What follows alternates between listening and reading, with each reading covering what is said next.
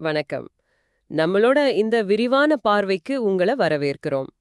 இன்னைக்கு நாம ஒரு அசாதாரணமான சிந்தனையாளர் கிருஷ்ணமூர்த்தி அவரோட உலகத்துக்குள்ள போகப் போறோம். ஆமா, நம்மகிட்ட இப்போ இருக்கிறது அவரோட ரொம்ப புகழ்பெற்ற புத்தகம் தி ஒன்லி ரெவல்யூஷன். அதோட தமிழ் மொழிபெயர்ப்பு ஒரே ஒரு புரட்சி. அதிலிருந்து சில பகுதிகள். இது வெறும் தத்துவங்கள் மாதிரி இல்ல, கிருஷ்ணமூர்த்தியோட நேரடி அனுபவங்கள். ஓ, அவர் சந்திச்ச மனிதர்களோட நடந்த ஆழமான உரையாடல்கள், அதெல்லாம் இதுல இருக்கு. சரி. அப்போ இந்த பயணத்தோட நோக்கம் என்ன? நாம எதை புரிஞ்சுக்க முயற்சி பண்றோம்? முக்கியமா தியானம், அப்புறம் அந்த நான் அப்படிங்கிற எண்ணம், பயம், அன்பு, அழகு, விடுதலை, இதெல்லாம் வாழ்க்கையோட ரொம்ப அடிப்படையான விஷயங்கள் இல்லையா? ஆமா.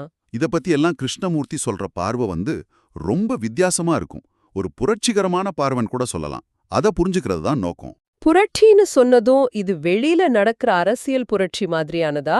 இல்லல, அதுதான் இங்க முக்கியம்.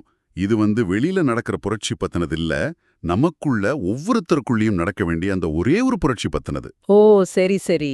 இந்த சிந்தனைகள் எல்லாம் சில சமயம் ரொம்ப நேரடியா நம்மள ரொம்ப ஆழமா தோன்ற மாதிரி இருக்கும். ஒரு உதாரணம் சொல்றேன் கேளுங்க. சொல்லுங்க. கிருஷ்ணமூர்த்தி இந்தியால தங்கியிருந்தப்போ ஒரு நாள் ராத்திரி ஒரு பெரிய ஆந்தை, கிட்டத்தட்ட ஒரு 1.5 அடி உயரம் இருக்கும். அடேங்கப்பா. அது அவர் ரூமுக்குள்ள பறந்து உட்கார்ந்துருச்சான்.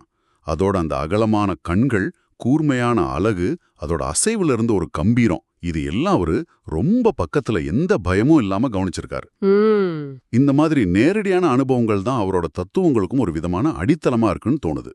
வாங்க இந்த சிந்தனைகளுக்குள்ள இன்னும் கொஞ்சம் ஆழமா போகலாம். சரி, முதல்ல தியானம் இத பத்தி பேசலாம். தியானம்னு சொன்னாலே பொதுவா நமக்கு என்ன தோணும்? ஒரு ஆசனம், கண்ணை மூடி உட்கார்ந்து மூச்ச கவனிக்கிறது, இல்லனா மந்திரம் சொல்றது, இப்படிதானே? ஆமா, நிறைய பேருக்கு அப்படிதான் தோணும். ஆனா கிருஷ்ணமூர்த்தி இத ரொம்ப வேற மாதிரி பாக்குறாரு இல்லையா? இது உலகத்தை விட்டு ஓடி போறது, இல்ல தனியா ஒளிஞ்சுக்கிறது இல்லன்னு சொல்றாரே. சரியா சொன்னீங்க. அவர் என்ன சொல்றாருன்னா, தியானம்ங்கிறது இந்த உலகத்தையும் அதோட எல்லா விஷயங்களையும், அதாவது நம்ம சாப்பாடு, உடை, இருப்பிடம், உறவுகள், சந்தோஷம், துக்கம், இது எல்லாத்தையுமே முழுசா அது எப்படி இருக்கோ அப்படியே புரிஞ்சுக்கிறது தான். உலகத்தை புரிஞ்சுக்கிறதுக்கு தியானமா? ஆமா. ஆனா அப்படி புரிஞ்சுக்க நாம உலகத்திலேருந்து கொஞ்சம் தள்ளி நின்னு ஒரு வெளியாள் மாதிரி கவனிக்கணும்னு சொல்றாரு. அப்போதான் அதோட உண்மையான தன்மை, அதோட பிரச்சனைகளுக்கு நடுவுலயும் இருக்கிற அழகு தெரியும். அவர் இன்னொன்னு சொல்றாரு, தியானம் இல்லாத வாழ்க்கைனா அது கலர்ஃபுல்லான உலகத்துல இருக்கிற ஒரு குருடனோட வாழ்க்கை மாதிரி அப்படின்னு. இது கொஞ்சம் கடுமையா இல்லையா? ஆமா, கேட்கறதுக்கு அப்படி இருக்கலாம். ஏன்னா அவர் தியானத்தை ஒரு குறிப்பிட்ட நேரத்துல செய்யற செயலா பார்க்கல. அது ஒரு விழிப்புணர்வு நிலை, ஒரு அலர்ட்னஸ். ஓ, அந்த விழிப்புணர்வு இல்லைன்னா நம்ம வாழ்க்கையோட மேல இருக்கிறத மட்டும்தான் பார்க்கறோம். அதோட ஆழத்தையோ உண்மையான அழகையோ பார்க்கறது இல்லைன்னு அவர் நினைக்கிறார். குருடனால கலர்ஸ் பத்தி பேச முடியும், ஆனா பார்க்க முடியாது தானே, அந்த மாதிரி. இதுக்கு அவர் ஒரு உதாரணமும் சொல்றாரு. பார்க்ல பார்த்த ஒரு காட்சி. ஆமா, ஒருத்தர் அவரோட சைக்கிள் பக்கத்துல கண்ணை மூடிக்கிட்டு கையில ஜபமாலைய மறைச்சு வச்சுக்கிட்டு வாய் மட்டும் ஏதோ முணுமுணுத்துக்கிட்டு இருக்கு. சுத்தி என்ன நடக்குது? பறவை சத்தம், பூக்களோட அழகு, எதையுமே அவர் கவனிக்கல.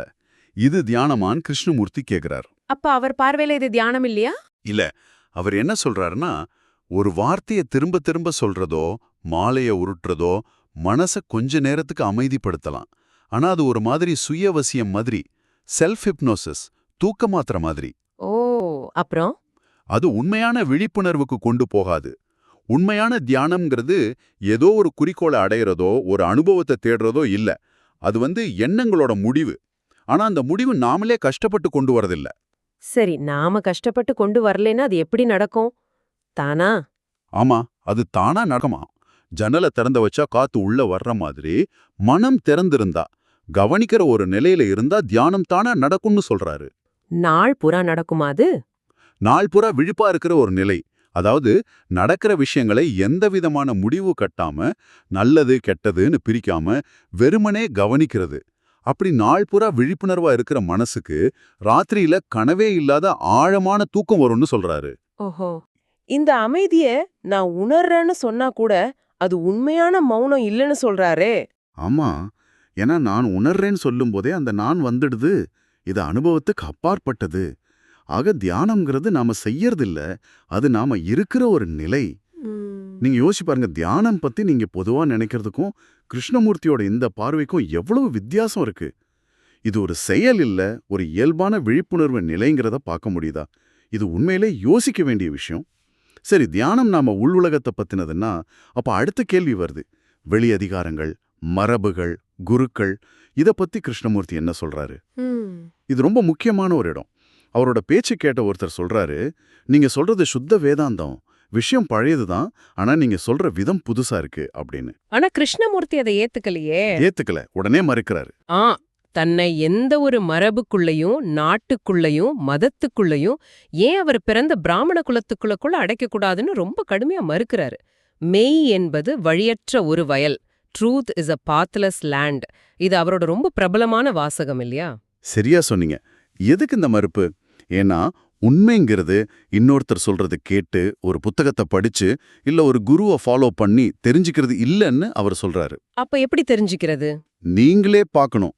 எந்த மதமோ, தத்துவமோ, அமைப்போ, குருவோ உங்களுக்கு உண்மையை காட்ட முடியாது. அதெல்லாம் உண்மையில தடைகள்.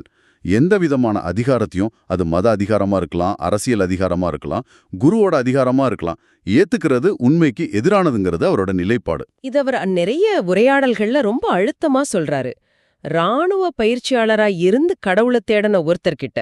ஆமா, அவர்கிட்ட சொல்றாரு, கடவுளை காண ஒரு பாதை இல்ல, ஒரு கையில துப்பாக்கியும் இன்னொரு கையில கடவுளும் இருக்க முடியாது அப்படின்னு. ரொம்ப நேரடியான பதில். அதே மாதிரி என் குருவை விட்டா எனக்கு வழியே தெரியாதுன்னு வருத்தப்பட்ட ஒருத்தர்கிட்டயும் சொல்றாரு இல்லையா? ஆமா, அவர்கிட்ட என்ன சொல்றாருன்னா, குருமார்கள் நம்மள பயம்ங்கிற ஒரு ஜெயிலுக்குள்ள அடைச்சிடுறாங்க, உண்மை அடைய வெளியிலிருந்து எந்த உதவியும் தேவையில்லை, எந்த வழியும் இல்லைன்னு சொல்றாரு.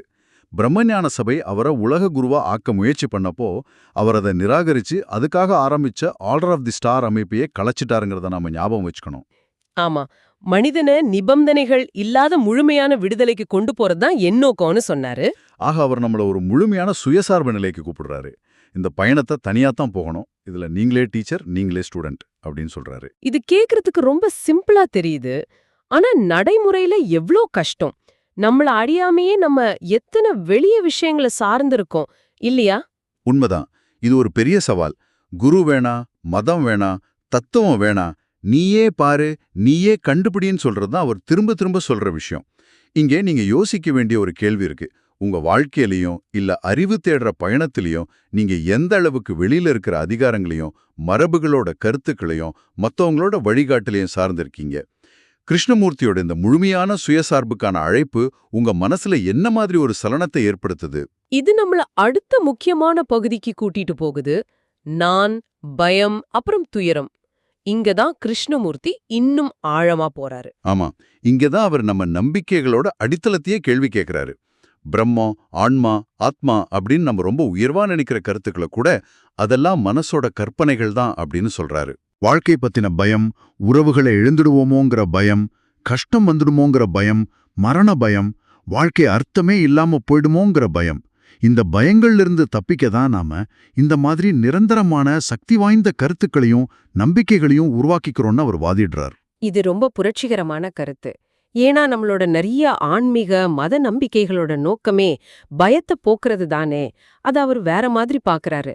அறிவுக்கும் இதயத்துக்கும் நடுவுல ஒரு பெரிய கேப் இருக்கிறதா சொன்ன ஒரு டீச்சரோட உரையாடலும் இங்க முக்கியம் இல்லையா?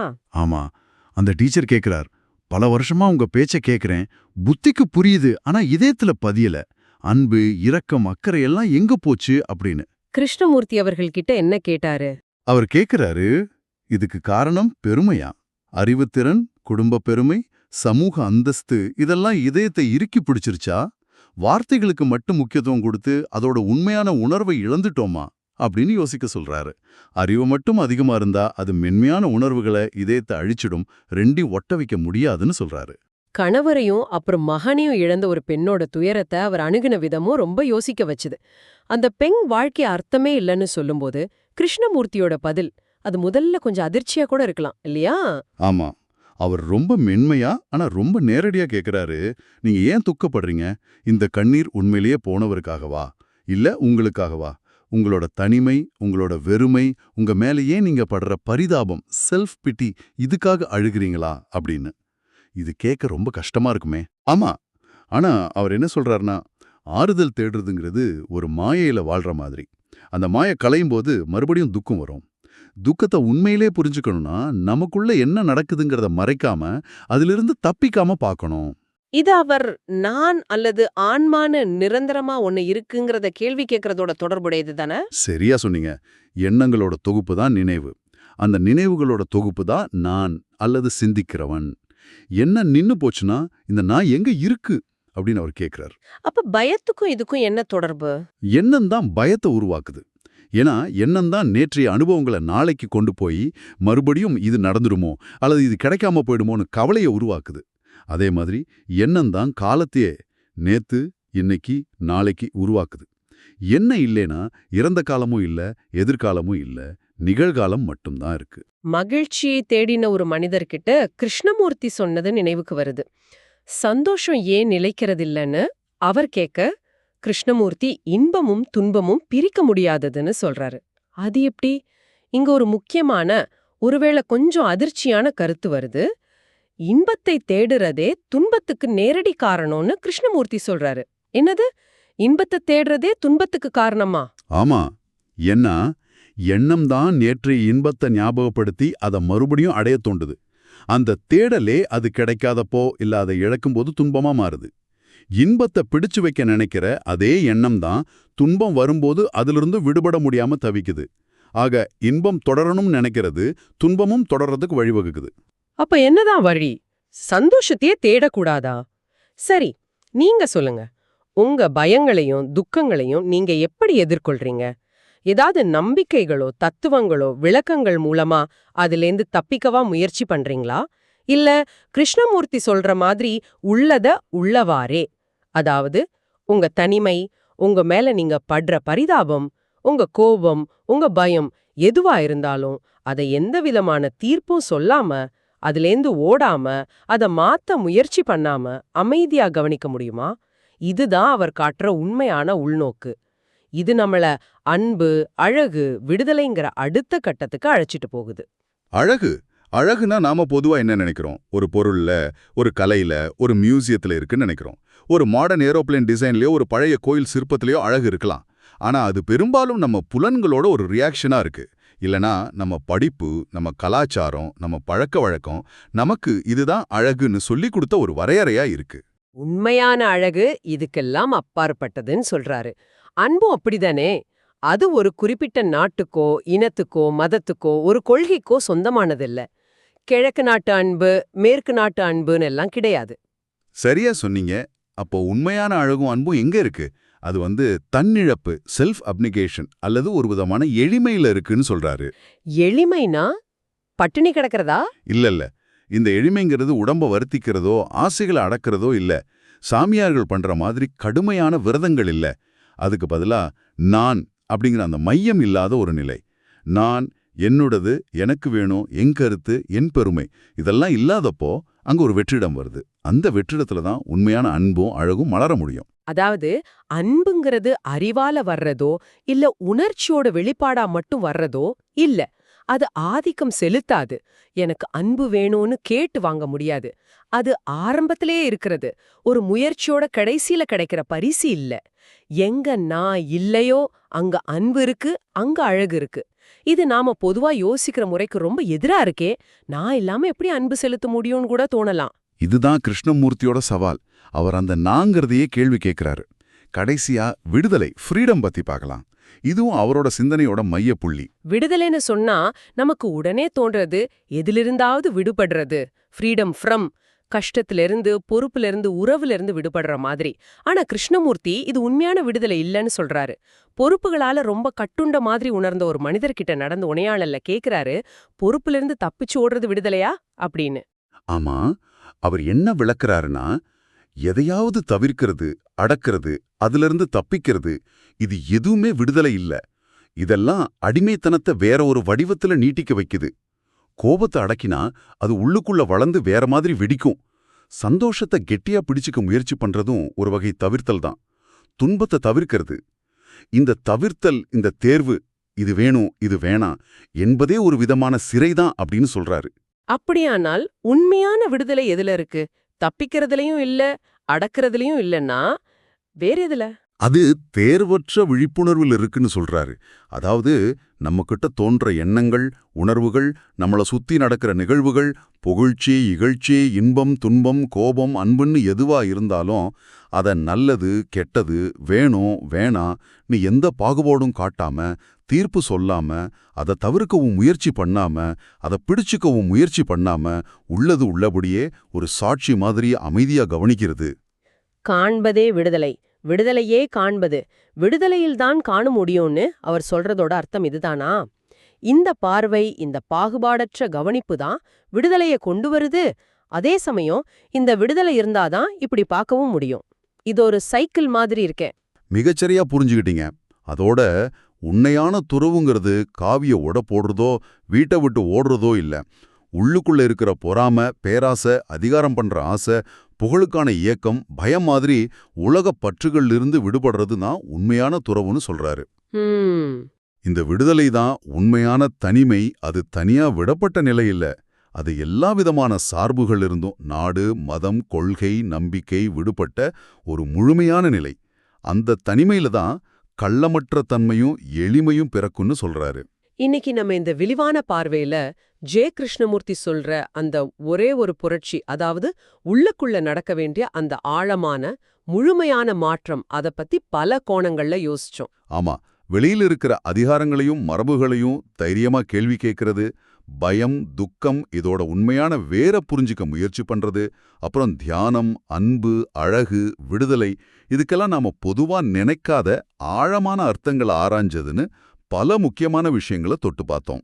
கிருஷ்ணமூர்த்தி நம்மள ஒரு சுலபமான, ரொம்ப கம்ஃபர்டபிளான பயணத்துக்கு கூப்பிடலங்கிறது நல்லா தெரியுது.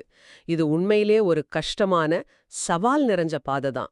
நிச்சயமா, வெளியில தீர்வு தேடுறத நிறுத்திட்டு நம்மள உள் உலகத்தை, அதோட அத்தனை குழப்பங்கள், முரண்பாடுகள், இருட்டு, வெளிச்சம், பயங்கள், ஆசைகள் எல்லாத்தையும் அது எப்படி இருக்கோ அப்படியே எந்த விதமான தப்பித்தலுக்கும் இடம் கொடுக்காம தைரியமா எதிர்கொள்ள சொல்றாரு. இந்த அகமாற்றம் நடக்காம, இந்த உள்முத புரட்சி ஏற்படாம, உண்மையான அமைதியோ, நிபந்தனையே இல்லாத அன்போ, முழுமையான விடுதலையோ சாத்தியமா? இதுதான் அவர் நம்ம ஒவ்வொருத்தர் முன்னாடியும் வைக்கிற மிகப்பெரிய தவிர்க்க முடியாத கேள்வின்னு நினைக்கிறேன். அவர் சொல்ற மாதிரி எண்ணம் அதோட போக்குல முடிவுக்கு வரும்போது, நான்கிற அந்த மையம் கரையும் போது அங்க அன்பு இருக்கு, அங்க அழகு இருக்கு, அங்க விடுதலை இருக்கு. அந்த நிலையில தான் உண்மையான முழுமையான வாழ்க்கை இருக்கு. இந்த சிந்தனை பயணத்துல எங்களோடு இணைஞ்சதுக்கு நன்றி. இந்த உரையாடல் உங்க மனசுல சில புதிய கேள்விகளையும் ஒரு புதிய தேடலுக்கான ஆர்வத்தையும் தூண்டியிருக்கும்னு நம்புறோம். ஒருவேளை நீங்க இது நாள் வரைக்கும் ரொம்ப உறுதியா நம்பிட்டு இருந்த பல விஷயங்களை கூட இது கேள்விக்குள்ளாக்கி இருக்கலாம். கிருஷ்ணமூர்த்தி சொல்ற மாதிரி அந்த கேள்விகளோடையே கொஞ்ச நேரம் இருங்க. உடனே பதில்களை தேடி ஓடாம அந்த கேள்வியோட தன்மைய, அதோட ஆழத்தை ஆராய்ஞ்சு பாருங்க. அதுவே ஒரு புதிய திறப்பா, ஒரு புதிய புரிதலுக்கான வாசலா அமையலாம். மீண்டும் சந்திப்போம்.